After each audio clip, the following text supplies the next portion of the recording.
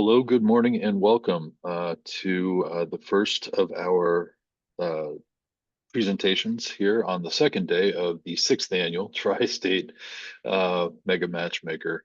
My name's James Garrity. I'm the program manager for the Southern Alleghenies Apex in Altoona, Pennsylvania, and I have the uh, pleasure of not only helping out with this event and working with some great people and some great presenters, but I also have the pleasure of introducing someone that I've worked with for a number of years, Mr. Vince Jordan, for a review of the Navy Talent Pipeline Program.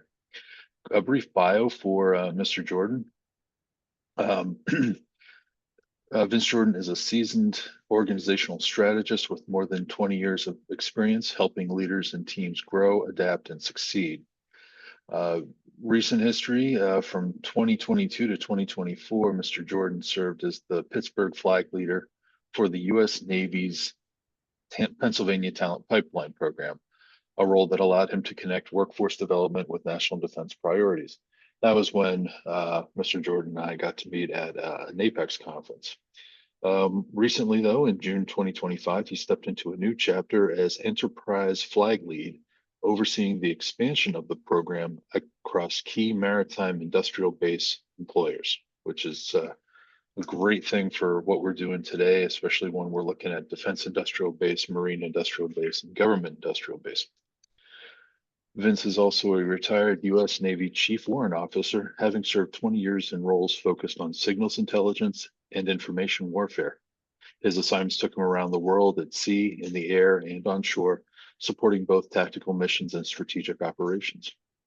Vince holds a Bachelor of Science in Workforce Education and Development from Southern Illinois University.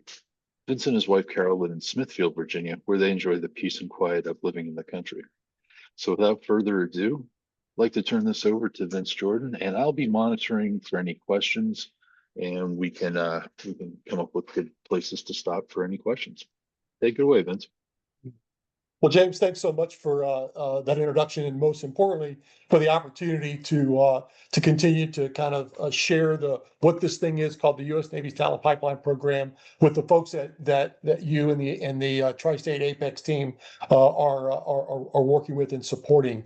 So again, thank you again for that, and for everybody online. I appreciate a little bit of your time today. So I'll kind of get into this U.S. Navy Talent Pipeline Program, and just kind of posing this as just a general question for you to think about. It's so why is the Navy focused on talent acquisition and retention? So if you think about it, at the end of the day, what the Navy's looking for is excess capacity from the maritime industrial base. They need more ships, more submarines, more parts, more valves, more of everything that we need to go recapitalize our Navy to where we need it today. So what's that got to do with an employer's talent acquisition and retention? So while the Navy is looking for that, an employer is looking to run a better business. Read it as safety, quality, cost, schedule. In some way, shape, or form, every business is looking at those four factors. And when they can run a better business, then they can have excess capacity. They can use that to support the Navy's needs. Again, what's any of this have to do with talent acquisition and retention? We believe that that's step one.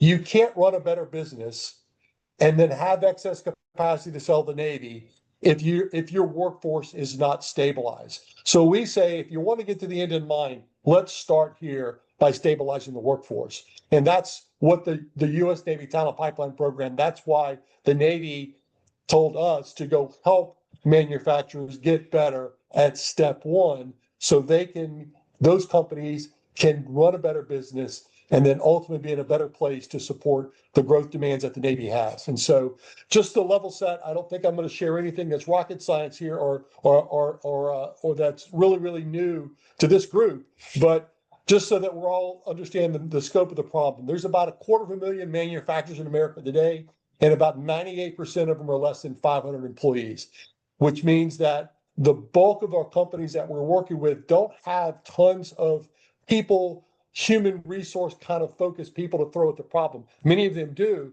but a lot of them just don't. And so the scale of the problem is huge. Today, there's about 13 million Americans working in manufacturing, and that's basically half of the workforce that we had just 35 years ago. It's a huge problem. We see it everywhere. You guys are certainly experiencing it, and certainly in your region, in your areas. The workforce is just not flocking to manufacturing as we are going to continue to pull hard on our manufacturing base. We need about, close to 4 million new jobs in the next decade. The maritime industrial base alone, those employers that we're primarily focused on helping, need about 250,000 to just kind of sustain the work that we know that's out there. Um, the people that are going into the industry, it's a 3-to-1 ratio male to female. That really hasn't changed in the last 30 years. We're going after the same folks. There's a huge a group of women entering that are already in the workforce, but they're not moving into manufacturing, and we got to figure out ways to go change that. And then, entry level, those people that are coming into manufacturing for the first time, across the board, we're seeing about 40% of those folks don't make it to the end of their first year. There's something about the work that they didn't understand. There's something about the employer that they didn't understand. There's just something that wasn't the right fit. And about 40% of those folks, and there's probably a bigger number than that, are not going to make it to the end of that first year. So those are just a few realities that we're dealt with today that cause us to kind of go into and say, we've got to go do something different. And so, this first question again, why is it so hard? And if you can think to yourself, there's a million reasons why, particularly in manufacturing, talent acquisition and retention is really hard. It's the work is hard. It's in hot and cold environments. The pay may not be what people think they ought to get. A lot of reasons why it's so hard. But the question that we really got to be asking ourselves, and most importantly, learning from, is why don't some companies have that problem? Because the reality is that insanity is doing the same thing over and over again and expecting different results. We've got to understand that there's a million reasons why it's hard, but we got to learn what can we go do, and let's go do something different to get a different result. And that's what the Navy's Talent Pipeline program is all about. So my company, a small company out of Virginia, most of you never heard of us, and that's okay. TMG, the Navy chose us because we have had a history of over 20 years of helping manufacturers solve their toughest challenges, finding and keeping talent. We are not a recruiting company. We're not a talent management company. We are program managers. So we look at everything through the lens of continuous improvement. So for over 20 years, we've been doing this, helping organizations build the right workforce pipeline, and then transition all of our help and support back to those organizations. Our first client was Newport News Shipbuilding here in Virginia, which is where I live. We developed a program with their welding training program, and then later on we developed something called the Good Life Solutions program, which was kind of the TPP prototype, where we really worked with a number of smaller employers to help them connect with a particular pipeline, but in general pipelines, but essentially work with those companies to figure out how to get better at recruiting people from a specific pipeline, how to get better at hiring them. And then once you've made that hire decision, how do they help them bring them on board the organization? And then most importantly, what are you going to do to keep them? And then we measure everything, because everything's got to have a beginning and an end. And so for us, the beginning is I need somebody, and the end is they made it to the end of their first year. They like what they're doing. They're getting good at it. And we know that if all that happens together as a system, there's a good chance that that person is going to be there 2, 3, 5 years and beyond. And that's why the Navy saw what we were doing and said, let's go figure out how to replicate that in more ways. And so I'll start out by, this whole concept of ecosystem. And so there's lots of suppliers of talent out there, CTE programs at the high school and community college level, adult education, tip agencies, recruiting agencies. There's lots of them out there. There's also lots of state and local stakeholders. A lot of the folks are on the call today. State and local governments, Apex accelerators. You're a stakeholder in this whole thing. MEPs, workforce development boards, chambers of commerce, and a lot more. We recognize as we go into regions, we're not trying to replicate anything. We're trying to help understand what the whole ecosystem looks like, because at the center of that is our focus. Our belief is no one finds a job It's that the employers creates that opportunity. And we want to help those employers get better at creating better opportunities for the workforce that they need and working with the whole ecosystem that's around them to get better at it year over year. So our mission is to energize and engage the American manufacturing economy by creating and sustaining a maritime industrial base focused talent pipeline that enables employers, and again, employers is our focus. That's why it's the large capital words there, to recapitalize their workforce through improved recruiting, hiring, onboarding, and retaining the workforce for 1 year as productive and engaged new employees. So I will break that down a little bit from what our mission is. Our focus is the maritime industrial base. The Navy reached out to us and said, we've got a lot of ships and submarines to build and maintain. We've got a lot of work to go do. So focus on those employers that are going to help us go do that. And so we want to help each of those employers recapitalize their workforce by getting better at those four things: recruiting, hiring, onboarding, and retention. And our goal is 1 year, not that we expect at the end of that year that we want you to lose anybody. No, but we know that the data tells us if we've done those four things right, if we've recruited people because they want to be on our team, not necessarily because they just want a job, we hire them based on a perception of mutual fit. We think as the employer, we fit them. We think as the employer, they fit us. It's a gamble right now. But then we bring them on board in a way that helps us both affirm that decision.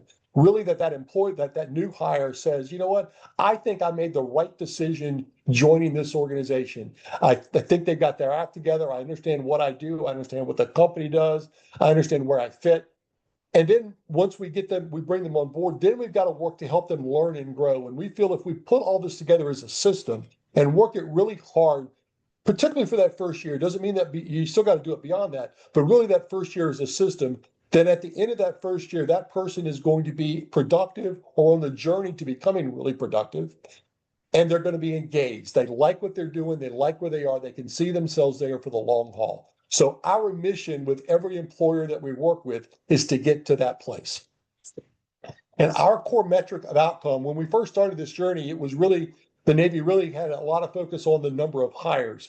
And I believe, as my personal opinion is, as a nation, every month the jobs report comes out, we're measuring the wrong thing. Because I really don't care how many people got a job. What I really care about is how many people keep a job. And so our core metric outcome for the Navy originally was the number of hires. Then we kind of matured that and said, you know what? It's not about that. Hires are important, but it's about year over year getting better at it so that you're getting more in the retention space. And then once again, goes back to our slide I showed you earlier. That's step one. Let's stabilize the workforce. Then you can run a better business, and then you can increase maritime industrial capacity. So our core metric outcome are those employers who are getting a reliable year over year talent acquisition and retention pipeline. And I'll share some data with you in just a moment, kind of give you an idea of kind of where we are so far. So this is the heat map of the program of where we are today. We started this journey in Philadelphia, and then we kind of expanded from that as James and I ran the Pittsburgh flag for a couple of years. Really got a chance to really kind of understand Western PA. I'd never been there before. Really wonderful place, phenomenal people, lots of really great manufacturing that goes there. So we have this concept that we call regional flags, where we just kind of have a large physical footprint, but we also have employers all over the country outside of those regions. You can see, kind of central Great Lakes. We're starting to get a center of gravity around the Gulf Coast, around in Florida. We can help any company anywhere in the country improve their talent acquisition and retention system. We also have what we call enterprise employers, which are some employers that have been with the program for a couple of years and said, you know what, we want to embrace this across our entire enterprise. So Fairbanks Morse Defense, Trident Maritime Systems, Leonardo DRS, and Fincantieri Marine Group, all four of those have adopted this thing that we call the talent pipeline program best practice model as the way they do talent acquisition and retention across their organization. So I share this with you. It's a big program, 614 employers as of a couple of weeks ago. I think we're a few higher than that now. and growing. We've got a growth trajectory over the next couple of years to almost triple this number. So here's how the program works. First, you got to learn about the program. Every employer we work with, we give an executive summary briefing, which is a deeper dive into what the program is about and what they get. Then the next thing is with those employers, we complete a talent acquisition and retention value stream map. So the core of what we do is in lean and continuous improvement. And if you're a student of lean, you'll know that you got to understand what current state is. So this is a couple hour meeting that we have with these employers where we sit down with them, operations, HR, senior leadership, and we map out what are you currently doing with recruiting and hiring and onboarding in first year of the life of that employee. And so that becomes what current state is. And then we turn to the organization and say, where do you think an improvement in current state might make a difference? So select an improvement and we'll develop a plan around that. It could be something in, I'll pick an easy one. It could be something in onboarding. There's a tool in our quiver that we call world-class first day. It's how do we make that first day amazing for that individual so that they leave at the end of the first day saying, well, you know what, I think I made the right call joining this team. It seems like they've got their act together. I know what the organization does. I know what I've got to do to contribute to the success of that organization. All my questions are answered. I am ready now to go and be a member of this team. That for us, that's a really scripted day event. That could be an improvement that the employer selected. And then we will then develop a plan and we will help them execute that plan. We will take them all the way through the design, development, implementation of that tool. And then all we ask them in return is that, let's track the data. Let's see, are we getting any better at world-class first day? Let's get some feedback. Let's see how that's impacting retention. And then I'll call it rinse and repeat. Let's go back again. Let's update the value stream map again. So every year, employers can stay in this program as long as two things are happening. Most importantly, they are seeing value for the time that they commit working with our team to help them get better. And then we will let companies stay in as long as they're continuing to improve and get better. It's a 50-50 relationship here, but it's pretty easy to be a part of this program. And we have a lot of companies that stay with us year over year. And oh, by the way, there's no cost to be in this program other than your time and energy. So the Navy funds us to go help these customers because, again, the majority of these companies are small to medium-sized companies that are critically important to the maritime industrial base. And the Navy didn't want, a few $1,000s to get in the way of them getting better at the foundational thing that the Navy knows they've got to get better at, which is the people side of the equation. So this is what we call our best practice model, is we believe that perfect is possible, that every company can recruit one person and 40 years later they leave as a productive and engaged teammate. Almost every company we turn to, they've got somebody that's been with them for their entire career. It may not be 40 years, but it may be 15, maybe 20 or 25. They don't know how they got that, but we know that it's possible. And so if you can do it by luck, then you can do it deliberately. And so we said, let's go design a perfect process that focuses on hire for fit, train for skill. Very often, particularly in manufacturing, I think in really any industry, you're looking for that unicorn to walk through the door that's got 20 to 30 years of experience, that'll work for you pretty cheaply, and that is a plug and play employee. The reality is that does not exist. They're out there, they're unicorns. I don't want to bank my future, my company on finding that. So we say, look for people who want to be on your team and do the kind of work that you want to do, and then you train them for the level of skills that you need.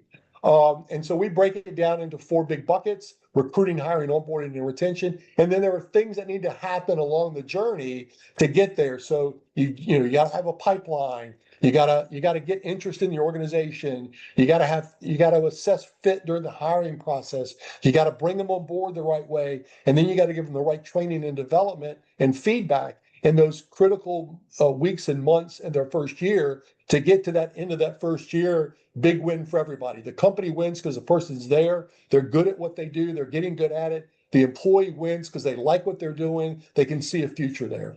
And then to support all of this, there's lots of different pipelines. We track 12. We know there's lots more. And then there's what we call tools. There's things that we want to help employers implement to improve one of the parts of their process of their system. And so this is what we help every employer figure out what's their version of this, and then where in their version of this would one or more of these countermeasures, we call them in lean, one of these changes, what we call them also tools, would help make a difference and improve the process to get to a better outcome. So with that as kind of the foundation of what the program is and what we do, I do want to take a few minutes to just kind of share with you some data. We've been at this for a few years and we've got some data. So I'm going to show you 4 things of data, and then I'll show you a slide about some lessons learned, and then we'll wrap this up. We have in green those on the green are what we call completed cohorts. A cohort runs 2 years. The first year is where all the work happens. The second year is all about tracking the data. We track every new hire for 365 days from the day that they started with that company to see if they're there. So our first cohort was in Philadelphia, where we started the program in 2021. And then we had 36 companies in that first cohort, hired 259 people. And at the end of that second year, 63% of those were there. Not a great start, but it was okay. We had to really get our feet under us how we're going to run this at scale. But the good news is as we have grown, you'll notice that the retention has gotten better. 69%. We added Pittsburgh and Hampton Roads, and then in the third year we added New York and Long Island, and so we're growing, we're getting better. So 71% out of almost 4,000 starts. So year over year, we're getting a little bit better. So those are our completed cohorts. And then we have 2 cohorts that are what we call in process. We're still tracking that data. And so the 4th cohort, the 5,736 starts, we snapshotted on July 1st. On July 1st, because we're not adding more hires after June 30th at 83% retention. That's a great story. We know that number will go down, but we're starting in a good place. And then we are now working with the 5th year cohort right now, and I'll walk through some of the data for that. So of those kind of completed and in process cohorts, we're tracking over 12,000 starts across 452 employers with an overall retention rate of 71%. It's doing pretty good. What we need it to do. The real good news story is if you look at employers by retention rate, over 223 of that number have greater than 80%. That's fantastic. If a company is at 85%, that's a big win. But then our question is, well, what do we got to do to get to 87? Let's continue to work this process in pursuit of perfection. We had 132 companies who were somewhere between 50 and 80%. The good news is that we have some better data to understand where they are and what can we do to help work with them to get better at that. And then there are 7 companies that were under 50% first year retention. Now that's not good. The good news story is when we shared this with the Navy didn't ask us who those companies were. The Navy asked us, what are you doing to help them? And that's a good news story for us, because that's what we're all about. There is nothing pejorative about your engagement with the U.S. Navy's Talent Pipeline program. It's all about helping employers get better. So just a few data slides here. Completed cohort analysis. Again, year over year, we're getting better at this. So what that's telling us is that continuous improvement works. If you continue to work the problem, you're going to get better.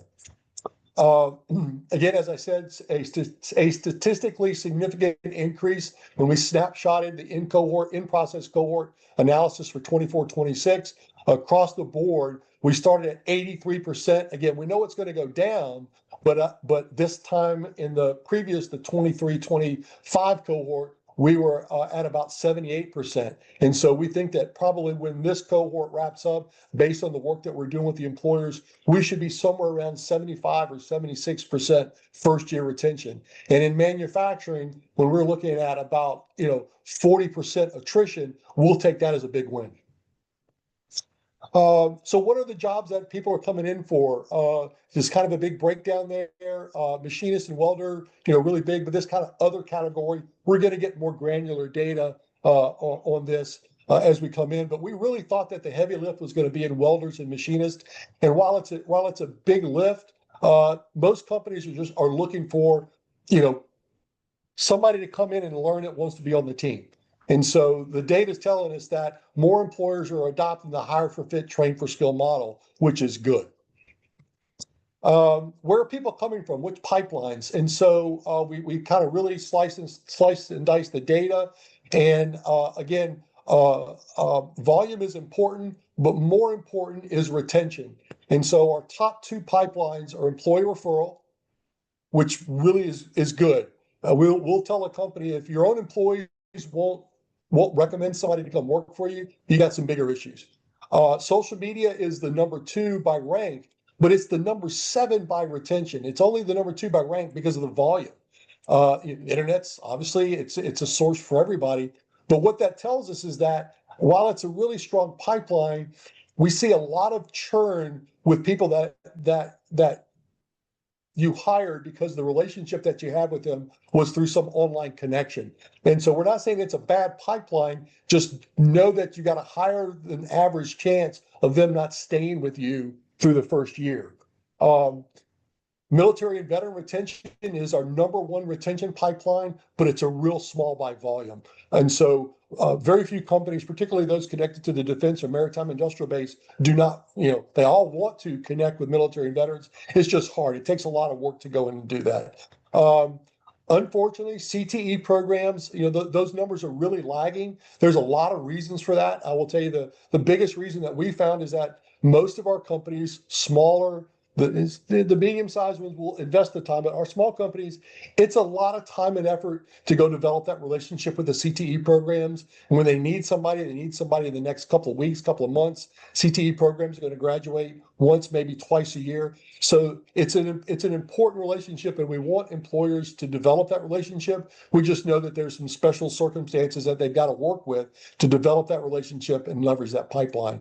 Another pipeline that we'll talk about that's on here is called ATDM. It's right there in the middle. It stands for Accelerated Training in Defense Manufacturing. It's in Danville, Virginia. It's a 4-month program in 5. I think they're going to add a 6 area there today. It's Navy funded today, and it's accelerated training. It's 8 hours a day, 5 days a week in welding or in machining or whatever the trade is. Go look it up, ATDM, Accelerated Training in Defense Manufacturing, if you'd like to learn more about that. It's a phenomenal program. Just again, the volume is not high. Why people are leaving? Essentially there's a lot of reasons why, involuntary and voluntary. We believe the employer has to own it.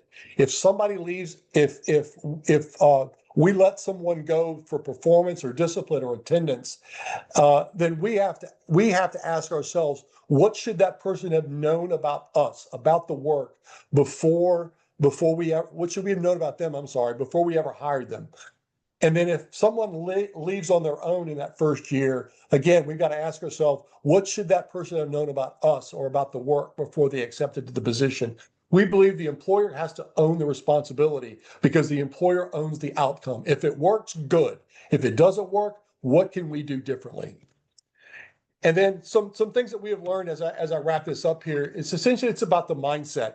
Companies have to own the challenge. Nobody is going to come in and do this for you. You have got to own it. You got to be self-aware. If you're not paying people enough, you got to understand what the market's looking for in your area. But we will tell a company you can never win the money fight. You just got to be fair. And if it turns into a dollar conversation that you just can't go do, you just got to let it go. You're never going to win that fight. But TANR is everyone's job in the organization. It's not just HR. Everybody in the company's got to own it. Data. Use data to make good decisions and listen to the data. Every employer we work with, it's all about what's the data telling us. And continuous process improvement works. This is not a one and done thing. This is every year, let's continue to work on something to help your process get better and let the data tell us, are we making a difference?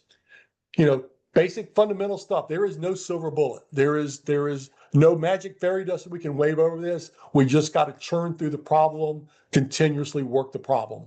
And then, when we find, that we're doing stupid things from an HR perspective, let's just find ways to stop doing it.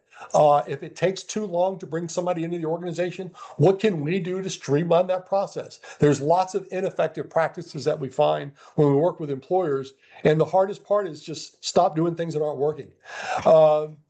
Recruiting and hiring, your workforce is your best recruiter. I commented on that earlier. Start with why. Don't enter the job market with here's a job description. Enter the job market with here's why you want to be on my team. Because I don't really want you if you just want a job. Because if you want a job, you may go find a better job somewhere else. I want you because you want to be on my team. Your why is aligned with my why. Hire for fit, train for skill. We talked about that anymore. And another thing is there's a lot more talent out there than maybe we tell ourselves. Every year we ask companies to say, what is your demand? How many are you looking for? What's the number? Rarely is a company not able to meet what that demand is. And so that's a good news story. There's a lot more people out there. We just got to get better at recruiting them, hiring them, bringing them on board, and most importantly, retaining them. And retention realities. If you've got a retention problem, you will never be able to out hire it. If you're bringing people in the door and then 80% of those people are not making it their first year, what are you doing wrong? Those people are by and large probably really good people. What are you doing wrong? Are you hiring people for the wrong reasons? And then once you bring them in, are you not doing the work to keep them? And so if you got a retention problem, let's go fix that first. Practical barriers are real. Every region is a little bit different. I'll talk a little bit briefly about Philadelphia. Transportation is a huge issue in Philadelphia.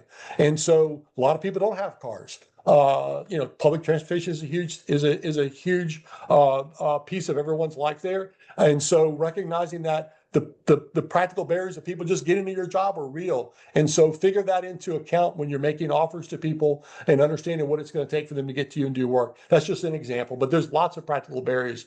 And it's not just about the money. You got to pay people fairly, but you got to know where that is. And you can never pay people. They'll always take more money.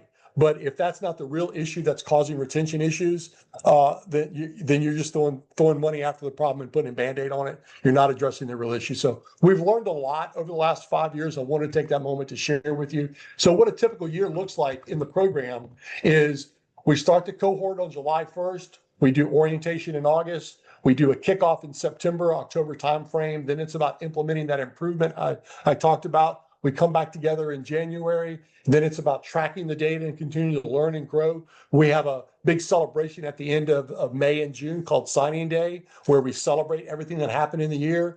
And then July 1st, the next cohort begins and we continue the process. So stabilize the workforce is step number one. If you are a maritime industrial base supplier to the U.S. Navy, you want help and you're willing to do something different in your talent acquisition and retention system, we want to help you. If you want to learn more, here's a QR code. You can scan this code. There's about 5-question interest form that will ask you to give us a little bit of information about you. And then somebody from our team will contact you within 72 hours to go to that next step in the process. So with that, I said I would get done within the 45 minutes. And by golly, we're at 34. So I think I met the mark. And I'm going to pause for questions or comments, James, from the group or in general, or give people back time. Exactly. Yeah, I'm looking at the open questions area, and there's no open questions. Don't have anything right now in the webinar, but I do want to give kind of my take on some of that information that Vince has shown, just because we get to see the real in real life application of it. That integration of the workforce development, the business development, and the government contracting goes back to that whole defense industrial base, marine industrial base that we are that Apex accelerators have to deal with. But just they do help with a lot of economic development in those areas. And it's one of those deals where, not to belabor a ship making pun, but a rising tide raises all boats. It does. And so for all these manufacturing jobs, there might be some other jobs in the community that are supporting it. Yes. It's incredible to fathom the intricate web that all this stuff works towards. So it looks like we got we got a question here for you. We're going to answer this one live. What is your suggestion for staff augmentation firms who want to tap into these rapidly growing markets, specifically in the Hampton Roads, Virginia area? Well, certainly, well, we have a flag in Hampton Roads, so you can scan my QR code and I'll reach out to you. What we would like you to do is just to, better understand what's happening in the region. And then with the employers that you're working with, help have that conversation with them, not about the job they're trying to fill, but what's the right person look like? One of the tools in our toolkit that we help employers develop is something called a best athlete profile. It's not a position player. It's what's an ideal candidate to come work on our team look like? When I say look, I'm not talking, it's what are the characteristics? What are the traits? What are the qualities of that person that make a really good fit for a particular company that you're working with? And then go help that company find people like that. And oftentimes we see I'm helping companies find people who want jobs. And at the end of the day, it's about a job, but that's not really what we're trying to get to. We're trying to get to a place where both the employee and the company win. And the win is the long term. It's when the person's there for a while. So I would say it's just helping those employers understand what's their why, that then you can go turn around and then go find people who match their why.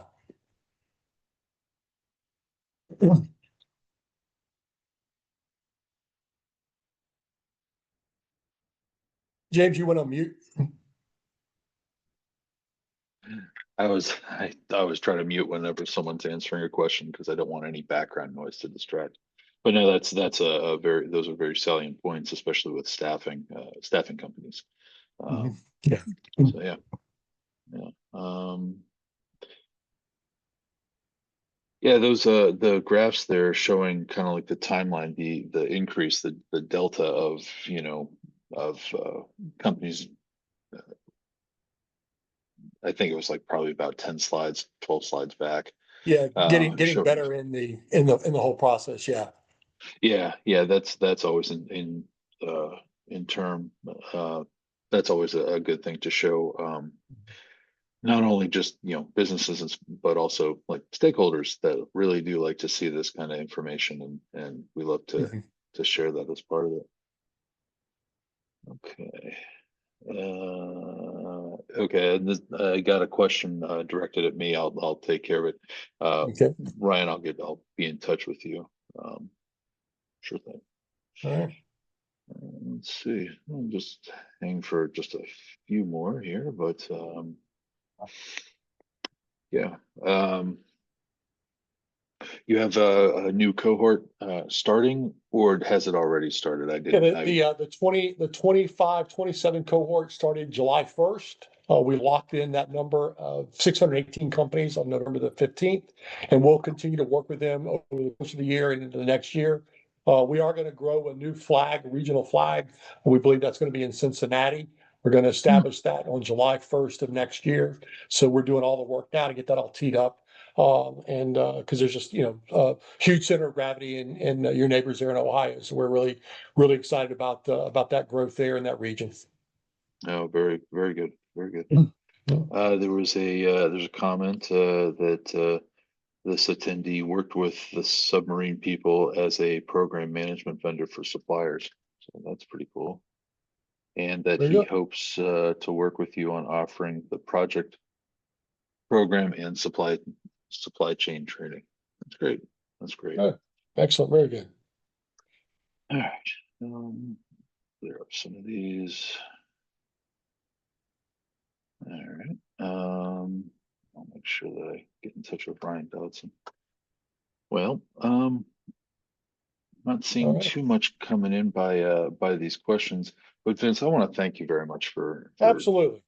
spending time with us today, talking about this important program and how it goes beyond just winning a contract. It's a business development, it's a workforce development thing that Yeah. has a significant impact on the communities surrounding these manufacturing firms. So Absolutely. All right, James, everybody, I appreciate, as always, appreciate the opportunity to talk to this group. And if I can help in any other way, don't hesitate to reach out, okay? Alrighty. All right, have a Well, great thanks day now. again. Take care, everyone. Uh, Bye-bye. Bye-bye.